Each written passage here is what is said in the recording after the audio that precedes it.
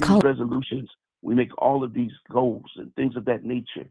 And many of us, if we let the truth be told, we never stick to it. We never stick to it. We never stay with it. And so, one of the things I was thinking about, even this morning, pondering what I would share with you, is I was thinking about what could I say to you to cause you to stay with it? What could I say to you to cause you to not put your hand to the plow and look back, but actually put your hand to the plow and move forward and continue to move forward until you get to where you desire to go, till you reach your destination, till you achieve your goal, till you find yourself victorious? What could I say to you? How could I encourage you to not only set the goal, but to put yourself in motion to do what it takes to actually achieve the goal? What could I say to you to cause you to, when the going gets tough, for you not to get for you not to go running? What can I say to you when and not if moments of disappointments happen yet again? How do I encourage you to continue? And one word kept coming to my mind, and that one word was to encourage you to commit.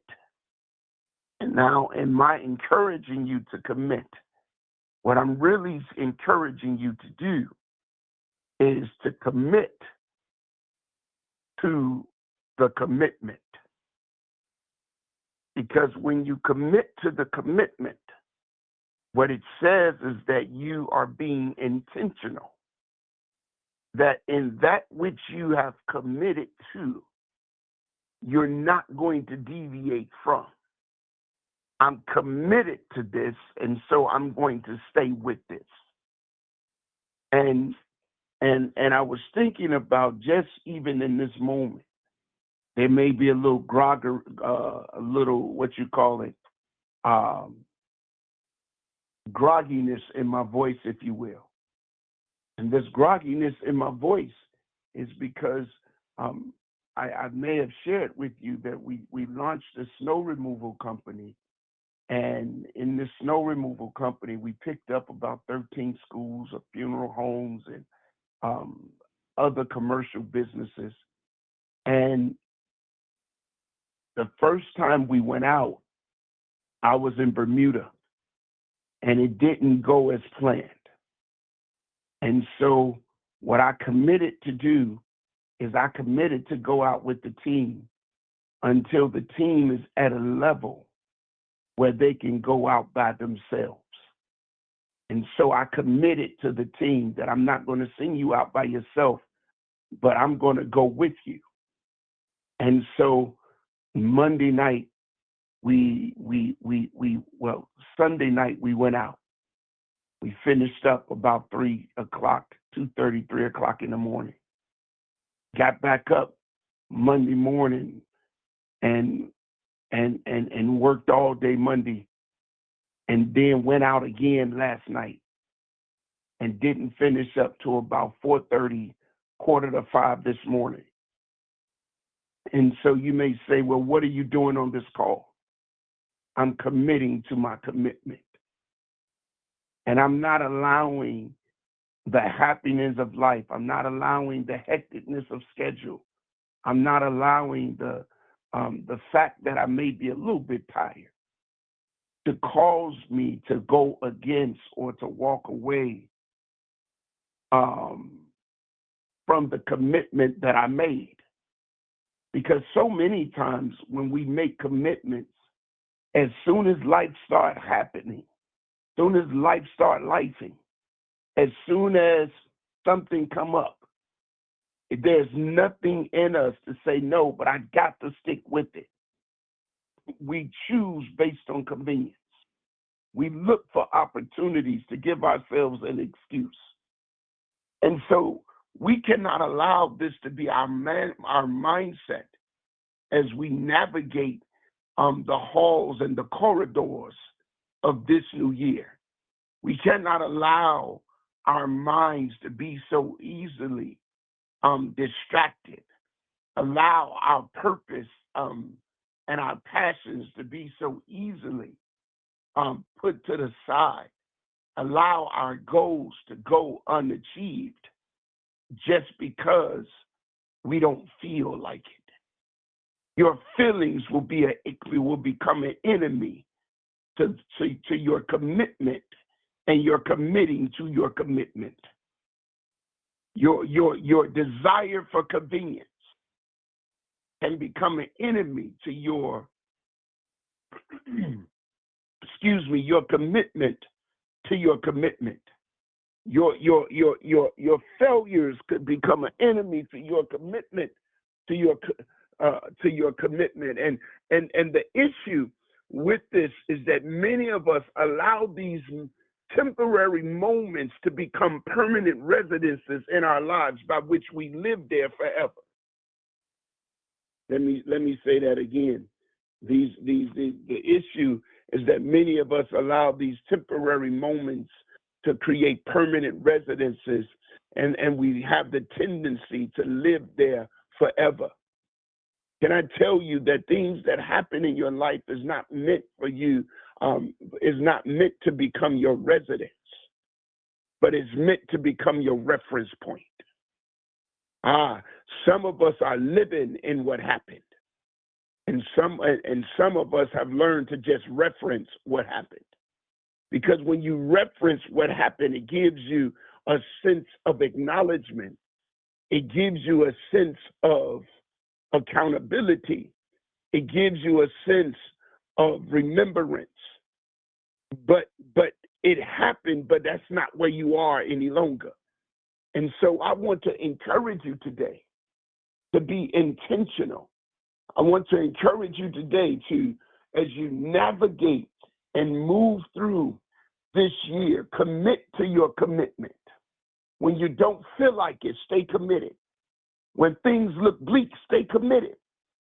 When you're tired, stay committed. When your money is funny, your change is strange, stay committed. I remember on a few weeks ago, I had hired my brother to work with our company. And as I hired my brother to work with our company, I hired him to work with us full time. And in hiring him to work with us full time, a couple of things happened. Number one, he had been laid off from his job, and his job was paying him about $95,000 a year. And so he didn't have to. He and his wife was making, I guess, I won't tell her because she's still working, but they were making decent income, and he was living his best life. They was eating the finest foods. They was traveling all the time, and all these things was going on. And then all of a sudden, life began to happen. And as life began to happen, he found himself without a job. And things began to spiral out of control fast. And so I said, hey, listen, why don't you come? I don't have a job for you, but I'll create an opportunity. I'll give you a seat at the table. And when I give you a seat at the table, everybody that sit at my table, at this particular table, they eat based on productivity. And so the first month or two, it looked very bleak. And his wife started giving him pressure. And she started saying to him, hey, you need to find something else. You need to go get a full-time job, and maybe you could work with your brother part-time. And because the bills wasn't getting paid, and they had no savings, even though they was making a bunch of money. And I'm going somewhere with this. And so when we sit down He asked if they could meet if they could meet with me. And we went down and we looked at his budget. And I saw what his shortfall was on a monthly basis at that time. And I said, hey, listen, how about I cover the shortfall? That will be your starting point. I'll cover the shortfall. I'll advance you the shortfall every month. And his wife was really saying, no, I don't understand why he can't do both. And I said, because if he can't commit to the commitment that he's made, then what he will do is get comfortable again. And he'll get comfortable again and until the next time something happens. Because this is not the first time he's had a great job and something happened. And his desire is to be his own. I said, trust the process, commit to the commitment, and watch what happens. Literally, within moments, literally less than 24 hours, deals started to come through. Because when they walked away saying, we're committed. And by the time they got home, I sent them a screenshot of saying a couple of deals that he was working had just came through. Then the next day, something else came through. Then all of a sudden, because he gets paid every time it snows as well, the weather broke and we started having to go out. And I believe in part that God is somehow in his infinite wisdom that he began to give a space of showing what happens when you commit to the commitment. And they were just about to quit. They were just about to give up. But they made a decision to commit. And that which they committed to became what they was looking to see manifest in their life. And I'm saying to you, if you learn how to commit to the commitment, and if you learn how to stay with it, and I assure you that the end of the thing will be better than the beginning. And I understand that in the middle, it gets scary. And I had told him that when he sat at the table, that there will be some tension points.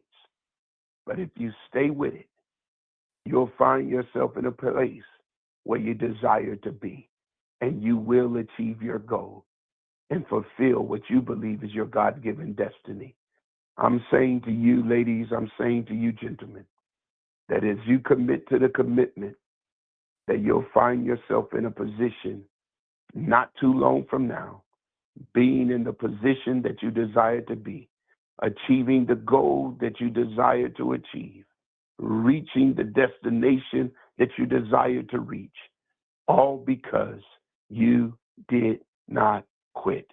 You stayed committed, and you stayed committed to the commitment that you made, because it was in the commitment that you made contained what was necessary for you to become who you ultimately desired to be.